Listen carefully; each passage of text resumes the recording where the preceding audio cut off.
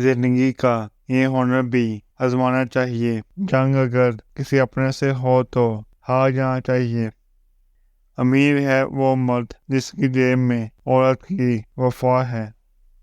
हमारा माशरा आजकल के मर्द अल्लाह के नाम पर मांगने वाली औरत को 10 रुपये नहीं दे सकते और नचने वाली पर हजारों लुटा देते हैं। ये तो सबने सुना होगा कि मर्द की कामयाबी के पीछे औरत का हाथ होता है। माफ कीजिएगा, अक्सर औरतें सिलेक्ट ही कामयाब मर्द को करती हैं। औरत सिर्फ उम्र छुपाती है, मगर मर्द को तो गंजापन, सफ़ेद बाल, तनख्वाह, लड़कियों के मोबाइल नंबर और तो और पुरानी आशिकियाँ तक छुपानी पड़ती हैं।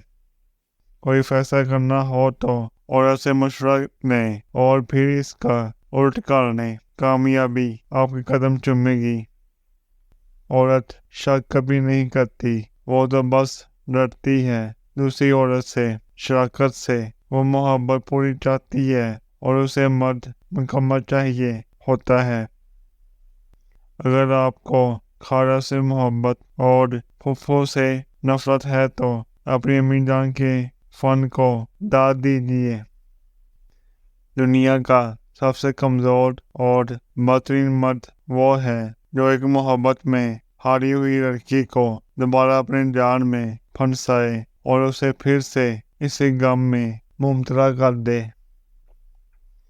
मर्द के साथ सच्चे मुखलिस और हकीकी बंधन में बंधी हुई औरत ही मर्द को जिनसी और ज़हनी सुकून दे सकती है, क्योंकि मर्द को हमेशा मोहब्बत और औरत को हमेशा एक दायमी छत की ज़रूरत होती है जहां वो खुद को महफूज समझ सके।